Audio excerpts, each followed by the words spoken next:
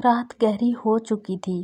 آسمان پر بادلوں کے پیچھے چھپا چاند کسی زخمی آنکھ کی طرح کبھی نمودار ہوتا اور کبھی غائب، اور ہلکی ہلکی ٹھنڈی ہوا پہاڑی علاقے کے پر اسرار ماحول میں بے نام سی وحشت گھول رہی تھی۔ یہ علاقہ پورے ضلع میں کالی کوٹھی کے نام سے مشہور تھا، جہاں نہ کوئی زیادہ دیر ٹھہرتا تھا اور نہ کوئی مجبوری کے بغیر گزرتا تھا، کیونکہ لوگوں کا کہنا تھا کہ یہاں جنات بستے ہیں، سائے چلتے ہیں اور راتوں کو عورت کی چیخیں گونجتی ہیں۔ مگر اصل بات کوئی نہ جانتا تھا۔ اصل سچ کسی گہرے راز کی تہوں میں دفن تھا، اور وہی راز کھولنے کا وقت آ گیا تھا جب انسپکٹر ضیاء خان کو ایک مسلسل سلسلہ وار گمشدگیوں نے اس بدنام علاقے تک پہنچا دیا۔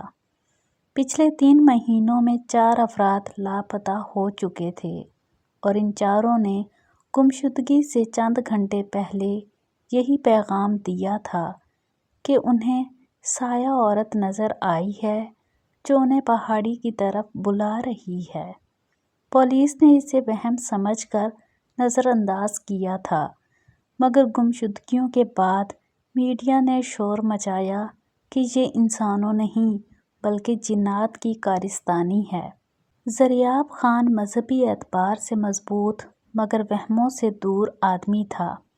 اس نے ہمیشہ غیر معمولی باتوں میں انسانی ذہانت کا کوئی نہ کوئی پہلو دیکھا تھا۔ اس بار بھی اس کا دل کہہ رہا تھا کہ ان گمشدگیوں کے پیچھے کوئی انسان ہے، مگر کون اور کیوں؟ یہی جاننے کی چاہ میں وہ اپنے ساتھ 2 اہلکاروں عدنان اور ساجد کو لے کر کالی کوٹھی کے علاقے میں داخل ہوا۔ راستے میں گاڑی بار بار جھٹکے کھا رہی تھی، جیسے کوئی اندیکھی طاقت انہیں روکتی ہو۔ عدنان بار بار بولتا، سر مجھے اچھا نہیں لگ رہا، یہ جگہ، یہ خاموشی، لگتا ہے جیسے یہاں کوئی دیکھ رہا ہو۔ ساجد نے بھی زیر لب کہا، سر لوگوں کا کہنا ہے کہ یہاں ایک عورت کا سایہ چلتا ہے جو لوگوں کو اپنی طرف کھینچ لیتا ہے۔ ضیاء نے سخت لہجے میں کہا، خاموش رہو، ڈر کو حقیقت نہ بنا دو، یہاں ضرور کوئی انسانی کھیل کھیل رہا ہے اور ہم اسے ڈھونڈ نکالیں گے۔ مگر جیسے ہی وہ کالی کوٹھی کے قریب پہنچے، ہوا کا ایک ایسا جھونکا آیا جیسے کسی نے دانستہ گاڑی کو دھکا دیا ہو۔ گاڑی رک گئی اور سامنے پہاڑی کے دامن میں سفید لباس میں لپٹی ایک عورت کھڑی نظر آئی۔ اس کے بال لٹک رہے تھے، چہرہ دھند میں چھپا تھا، اور وہ آہستہ آہستہ ہاتھ کے اشارے سے تینوں کو اپنی طرف بلا رہی تھی۔ عدنان کی آکسیجن جیسے رک گئی۔ سر وہ سایہ عورت۔ ضیاء لمحہ بھر کو رکا، لیکن پھر گاڑی سے نکلا، ٹارچ نکالی اور اس عورت کی طرف بڑھا، مگر عورت ہر قدم پر پیچھے ہٹنے لگتی، جیسے انہیں مزید اندر کھینچ رہی ہو۔ جیسے ہی وہ بالکل پہاڑی کے دہانے پر پہنچے، وہ عورت اچانک غائب ہو گئی، جیسے کبھی موجود ہی نہ تھی۔ عدنان زمین پر بیٹھ گیا، سر یہ انسان نہیں ہو سکتا، میں یہاں نہیں رہوں گا۔ ضیاء نے سختی سے کہا، اٹھو، اگر یہ جن ہے تو اس کا بھی کوئی نشان ہونا چاہیے۔ مگر اس کی آواز میں بھی پہلی بار لرزش تھی۔ وہ تینوں پہاڑی کے غار میں داخل ہوئے، جہاں سے سرد ہوا کے ساتھ باسی خون کی بو آ رہی تھی۔ اندر پوری تاریکی تھی، صرف ضیاء کی ٹارچ کی روشنی دیواروں پر پڑ کر عجیب عجیب سائے بنا رہی تھی۔ غار کے اندر چند سکے، بے ربط کپڑوں کے ٹکڑے اور مٹی میں گہری لکیریں بنی تھیں، جیسے کوئی چیز گھسیٹی گئی ہو۔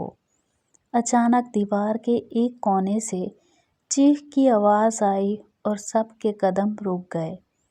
زریاب نے آگے بڑھ کر روشنی ڈالی تو وہاں کچھ نہیں تھا، مگر سائے ایسے لگ رہے تھے جیسے دیوار سے باہر نکل کر حرکت کر سکتے ہوں۔ عدنان کی ٹانگیں کانپنے لگیں۔ وہ تینوں واپس نکلنے لگے، لیکن جیسے ہی وہ مڑے، غار کا راستہ اچانک بند ہو گیا، جیسے کسی نے باہر سے بڑے پتھر دھکیل کر راستہ بند کر دیا ہو۔ تینوں نے پتھروں کو دھکیلنے کی کوشش کی، مگر وہ ہلتے بھی نہ تھے۔ اچانک ٹارچ بجھ گئی، اندھیرا، مکمل اندھیرا، اور پھر اس اندھیرے میں ایک سس جیسی سرگوشی گونجی۔ عدنان چیخ پڑا، کوئی ہے یہاں؟ اسی لمحے ایک ہاتھ زریاب کے کندھے پر پڑا۔ سر، مجھے محسوس ہوا کسی نے میرا نام لیا ہے، مگر وہاں کوئی نہ تھا۔ اچانک ساجد کی ٹارچ روشن ہوئی اور سامنے دیوار پر تازہ خون سے لکھا تھا، مت ڈھونڈو، تم بھی انہی کی طرح غائب ہو جاؤ گے۔ یہ لفظ دیکھ کر ساجد فریاد کرنے لگا کہ سر، ہمیں نکل جانا چاہیے، مگر زریاب خاموش کھڑا رہا، جیسے اس کے ذہن میں کچھ واضح ہوتا جا رہا ہو۔ یہ جنات نہیں، یہ انسان ہے، دیکھو تحریر، انسانوں کی لکھی ہوئی تحریر ہے، جن خون سے کیوں لکھے گا؟ مگر عدنان نے جواب دیا، مگر سر، راستہ کس نے بند کیا؟ عورت کہاں غائب ہوئی؟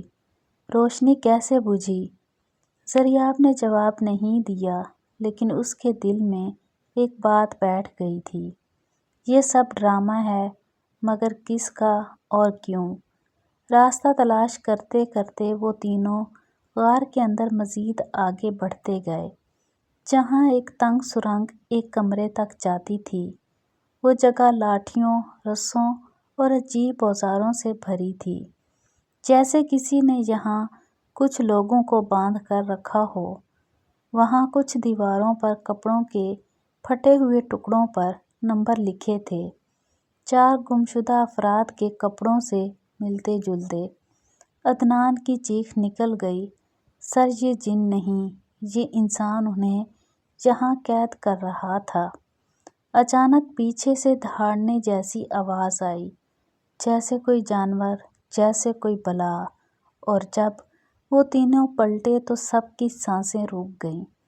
دیوار کے پیچھے سے وہی سفید لباس والی عورت پھر نمودار ہوئی، مگر اس بار اس کا چہرہ بالکل واضح تھا، آنکھیں سرخ، ہونٹ خشک، بال بکھرے اور آواز کھردری جیسے کسی مرد کی ہو۔ یہ جگہ چھوڑ دو، وہ چیخی۔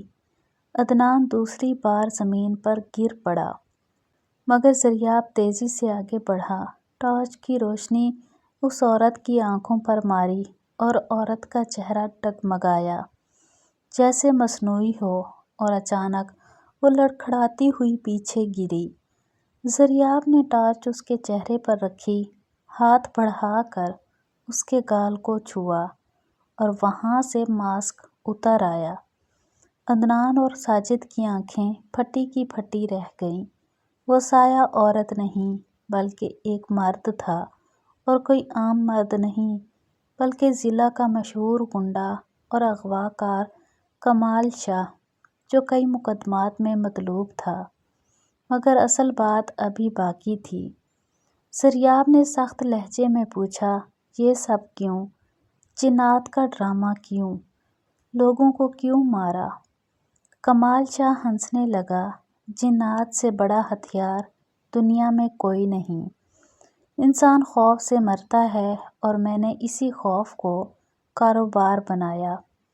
اس نے بتایا کہ اصل میں اس غار کے پیچھے ایک بہت بڑا اسمگلنگ نیٹ ورک تھا، جو ناپید ہونے والی جڑی بوٹیوں، پرانے سکوں، اینٹی کالے جواہرات اور نایاب جنگلی جانوروں کا زہر بیچتا تھا۔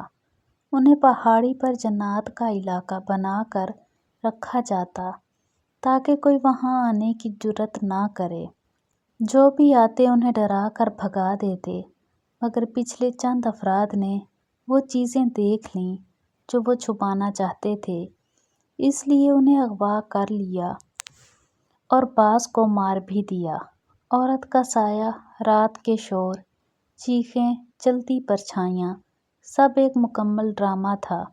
اس دوران باہر سے دروازہ کسی نے کھول دیا تھا۔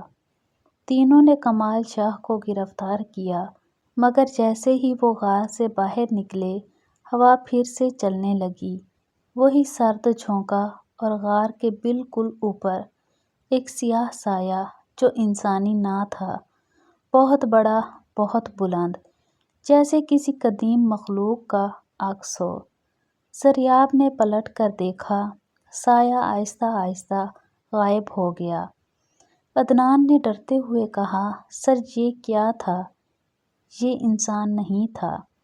سریاب نے خاموشی سے پہاڑ کی چوٹی دیکھتے ہوئے جواب دیا، جرم انسان نے کیا، لیکن شاید یہ پہاڑ واقعی اکیلا نہیں۔ اور پھر تینوں وہاں سے نکل گئے، مگر جاتے جاتے سریاب کے دل میں پہلی بار خوف نے جنم لیا۔ اگر جنات نہیں تھے تو پھر وہ سایہ کون تھا؟ اور اگر تھا تو وہ کسے دیکھ رہا تھا؟ انسانوں کو، یا کمال شاہ جیسے انسانوں کے زوال کو؟ راز حل ہوا، مگر ایک راز باقی رہ گیا۔